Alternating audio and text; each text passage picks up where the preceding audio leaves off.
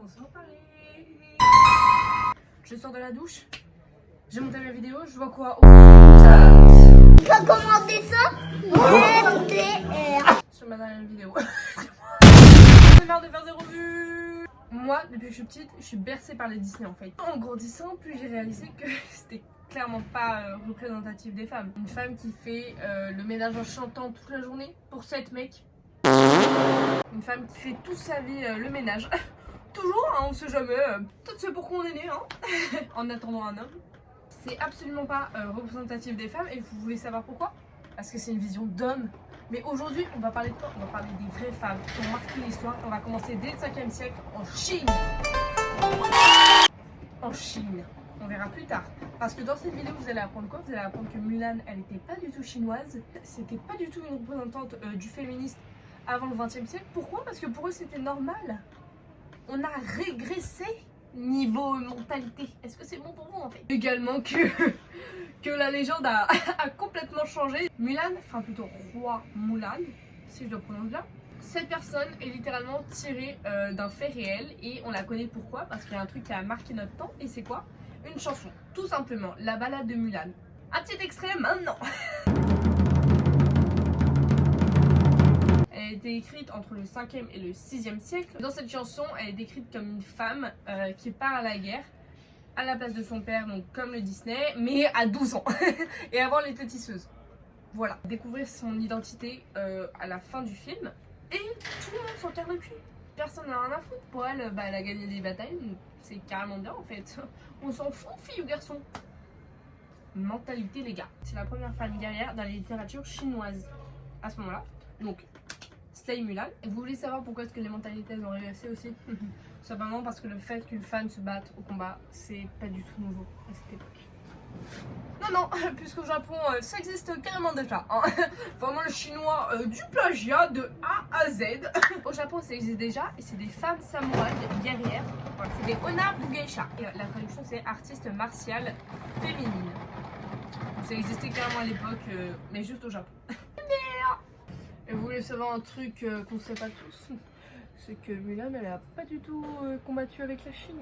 Mais absolument pas. Non, il y a même des trucs qui disent qu'en fait, elle était avec les...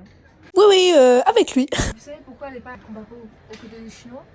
Bah, peut-être parce qu'elle n'est pas chinoise, en fait, Mulan. Elle est absolument pas chinoise. Et vous savez pourquoi? Parce que la Chine, entre le 5e et le 6e siècle, elle est sous une dynastie du Nord et du Sud. Ce qui fait qu'en fait, il y a 9 dynasties. Elle vient du Nord, à côté des Huns, qui font un petit peu, qui prennent un peu partout. Hein. Et ils attaquent des villages, ils pillent, ils font ce qui leur plaît. Au final, j'ai même trouvé la putain de nationalité de Mulan dans une balade. Je l'ai trouvée. Elle est tabache. Je vais vous expliquer très vite pourquoi. Pourquoi tout le monde croit qu'elle est chinoise alors qu'elle n'est pas du tout Mulan. À ce moment-là, juste pour vous dire à quel point on a dégraissé à ce moment-là de mentalité, c'est qu'il n'y a rien de révolutionnaire en fait pour qu'une femme soit soldat à ce moment-là. En soi, ça sort un peu du commun parce qu'on n'a pas l'habitude. Généralement, les femmes, c'est celles qui restent à la maison pour les enfants et tout. Mais en soi, elle a fait son job, elle a été bonne à la guerre. Elle est GG en fait, Mago. Ce qui est une vraie révolution à ce moment-là, c'est que le fait que les rôles soient interchangeables. Et ouais, parce qu'à cette époque, c'est quoi? Un rôle, c'est une performance. Voilà, un homme, ça doit être fort et tout, machin. Et le fait qu'une femme, elle a pu faire la même chose qu'un homme sans que personne ne le sache, ça c'est un vrai truc. Au XVIe siècle, la Chine elle change la légende. Et ouais, cette nouvelle légende elle devient un emblème du patriotisme chinois. Donc ma petite Mulan, la roi Mulan, n'est plus du tout tabache. Non, elle est devenue chinoise. Bon, elle fait son boulot à la guerre, mais oh là là, faut qu'elle rentre pour faire quoi? Pour se marier. Il y a deux façons de finir. Soit elle devient prostituée, génial. Soit elle se suicide, nickel. Elle se suicide pour l'honneur. Et elle se suicide pourquoi? Pour pas devenir concubine de l'empereur. Et pourquoi les Américains ils se mettent les Chinois dans la poche et qu'ils arrivent à capter l'attention du spectateur? Et ils ont fait quoi? Ils ont suivi leur légende. Ouais, ils allaient pas se casser les couilles à essayer de dire que la meuf était tabac et qu'elle combattait aux côtés de ceux qui ont massacré des milliers de Chinois. Ils ont même fait 2 adaptations du film, une qui a pas du tout marché, la deuxième qui a cartonné. Il y a même un second volet pour ceux qui l'ont pas, où tous les petits potes de Mulan, avec le mec de Mulan, ils vont accompagnés des princesses et ils vont tous se marier. Génial! Au XXe siècle, Mulan, c'est là qu'elle devient un vrai étendard féministe. brandit sa tête en drapeau dans les manifestations. Les femmes chinoises, elles combattent pour leurs droits à ce moment-là et elles prennent exemple sur Mulan qui s'est pas laissé faire quand il y avait plein de gars et qu'elle voulait se nettoyer mais qu'elle pouvait pas se nettoyer et du coup elle est dans la rivière. Et vous savez de quoi elle parle? Elle parle aussi de la torture des pieds bandés. Oh là là, ça je vous en avais pas parlé, mais c'est pour ça qu'on est là pour apprendre plein de choses super géniales avec Charlotte. Du coup, c'est quoi la torture des pieds bandés? Et bah c'est tout simplement un truc que les femmes devaient faire. Voilà. Donc en fait, elles se mutilaient les pieds parce que quand une femme était promise à un homme, on disait que plus elle avait les pieds petits, plus elle était soumise et plus elle était docile. Vous savez tout simplement, c'est que les gens se bandaient les pieds dès que les pieds commençaient à la puberté, à grandir et tout. On se bandait les pieds pour qu'ils soient tout petits et ensuite on envoyait les souliers de la femme au prétendant pour qu'il voit si la meuf avait des pieds. Tout simplement.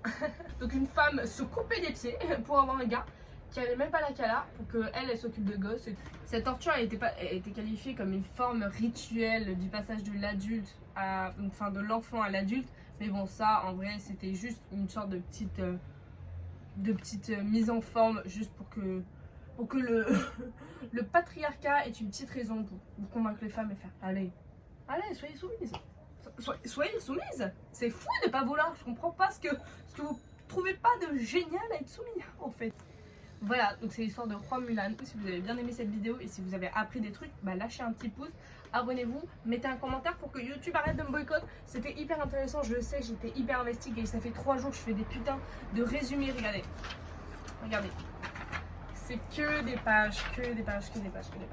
Si vous n'avez pas aimé, bah écoutez, je vous propose de vous abonner pour voir si vous allez aimer d'autres personnages. En fait, on apprend tous ensemble sur le féminisme et sur les femmes qu'on ne connaît pas et dont on a bafoué la légende. Des gros bisous, c'était Bécha. Des bisous, je vous aime.